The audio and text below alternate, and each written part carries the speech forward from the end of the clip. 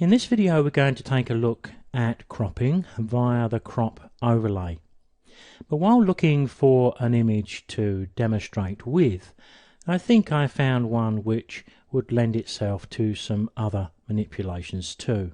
So I'm going to squeeze them in alongside the crop tool. This is the image I've chosen.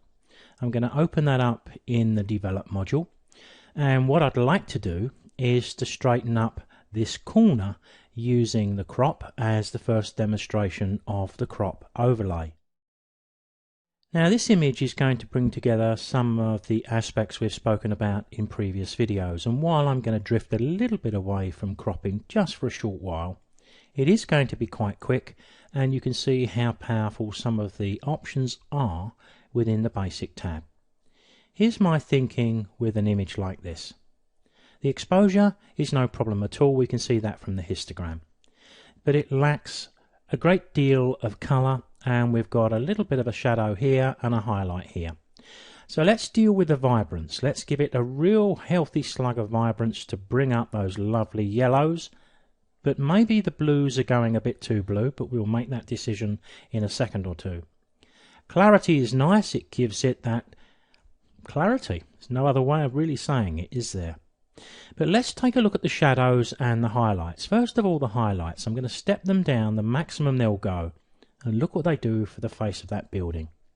Shadows, let me lift them. Now it lifts the foreground a bit, so that means I'm going to go to my exposure and drop that down a bit more. I think I'll drop the blacks down to give a bit more impact now. Maybe I'll back off a little bit there. But I'm just fine tuning, and I've put loads of impact into that picture in just a few seconds. We still have that issue with the blues that we've already spoken about, but that's easy to fix too. Let's quickly switch to our hue, saturation and luminance. Saturation control identified. Drop the blue down just a little bit. Maybe we'll switch to the luminance and also darken it, and that's a lot better. And you can see what I mean when we find the right image to demonstrate with. Just a few tweaks of those sliders and we can bring that image to life. But what was the purpose of me opening this image up in the first place was to show you the crop overlay. So let's move to that. As soon as we select the crop overlay, I suppose two things we notice. The first is evident. We have the crop shape or the crop border appear on screen with the rule of thirds inside it, which we find very useful. On the right hand side we notice there's a padlock. Normally I look to see that the padlock is unlocked, and I'll explain why in a second or two. When my cursor is inside the box it looks one way. When it's outside the box it looks somewhat different. What we've got is a double-headed arrow with a little curved link, and what it's inviting us to do, or telling us it can do, is if we click, we can click and rotate the image. Well, if you look at that edge of the building, I'd like the edge to be upright. We can use the same techniques on the edges of the building, but here I'm going to keep that upright. So with the cursor outside, when I click you can see a grid screen appears, and that helps me because now I can rotate the image looking at the grid screen, and when I'm happy with what I've done I can release and I've got a vertical shot. If I haven't got it perfect, and I don't think I have actually, I think I need to go back just a little bit. That looks better, and you can see that the crop is held within the picture because it can't break out of the edge. If it did, it would be having to show us just pure white pixels, to be honest, because there's nothing there.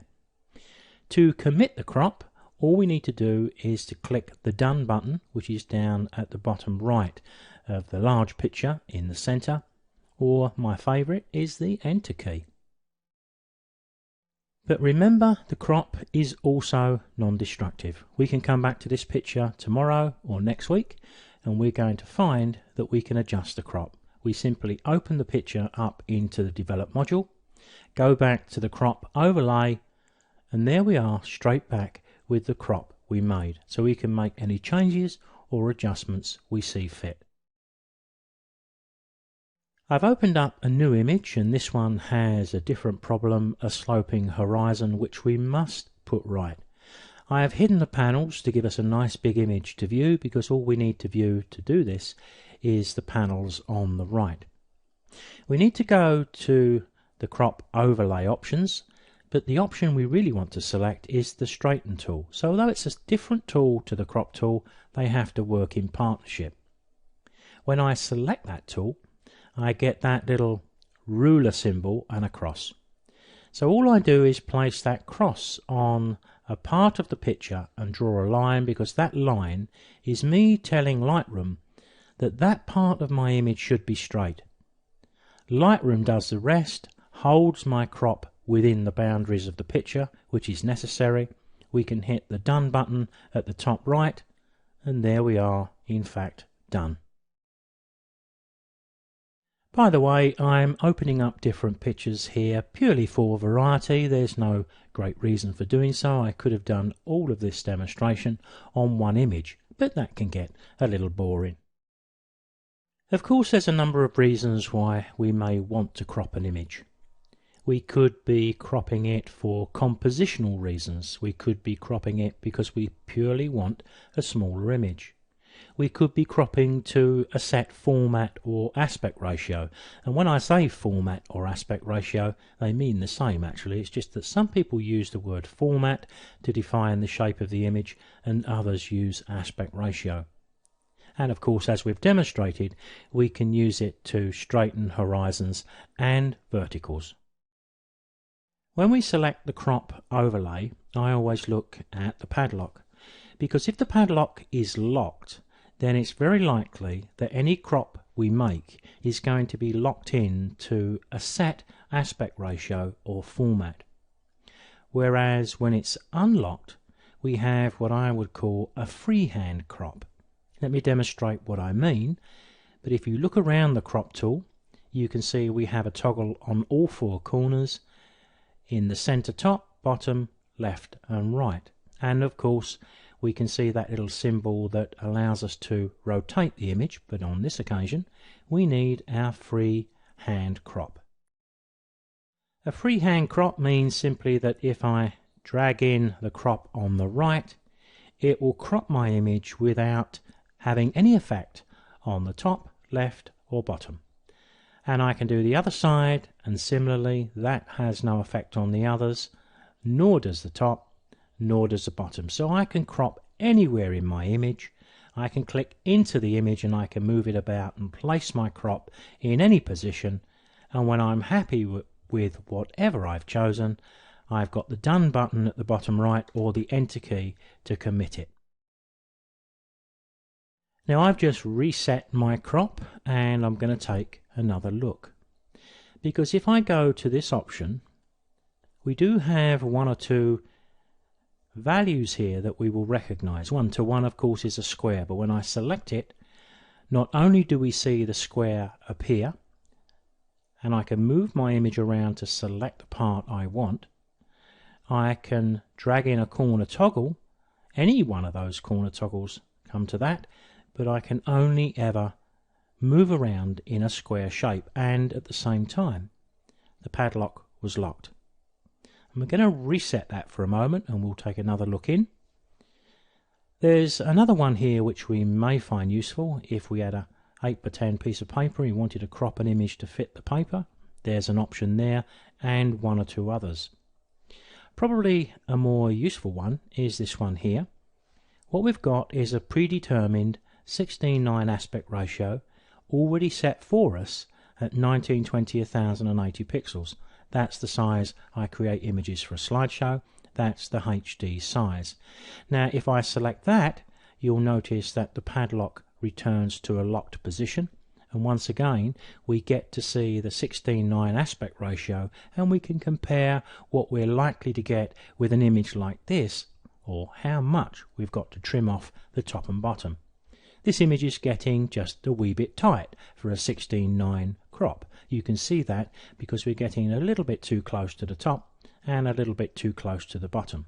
But nevertheless, what we're locked into here is a 16:9 aspect ratio. So whatever I selected, wherever I selected it on this picture, even if I move one of these toggles, you'll see that the top and bottom moves with it. So whatever I'm left with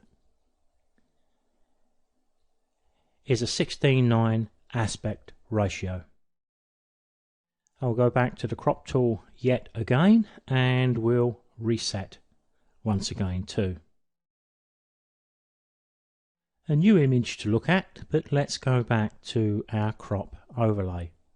So we know that generally speaking, if we want a freehand crop, in other words the freedom to do anything we want on any of the four sides of the crop, we need to have the padlock unlocked.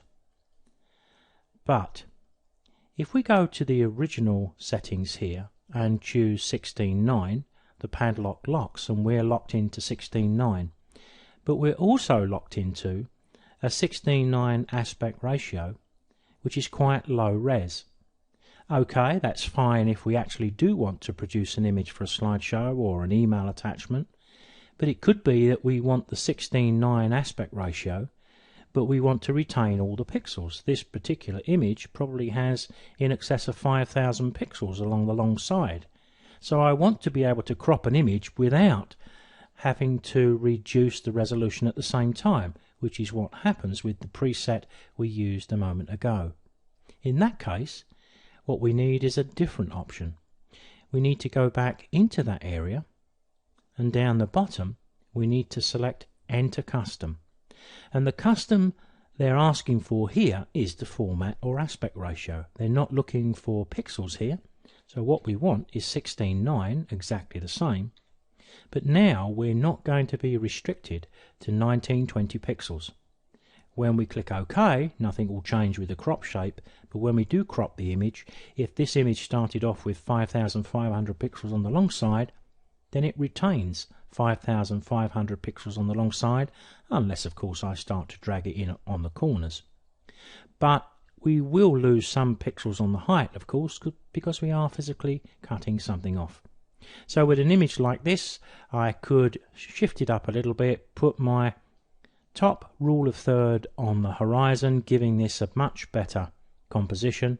But when I click done or the enter key, although I've got a crop to 16:9, I maintain the maximum resolution that it's possible to retain. Great for print purposes. There's a couple of other options in that panel. This one here I think we'll come back to and talk a little bit later because it's used in conjunction with another tool and I don't want to talk about that one just yet. So not a vital one, but we'll come back and talk about that later. I'd like to be able to talk intelligently about this one, but despite trying myself to discover what it does differently to all the other settings, I can't, and a search on the internet doesn't reveal much either. So I think the best thing I can do here is to say that's how the crop tool works. It's going to meet all of your needs. Let's move on.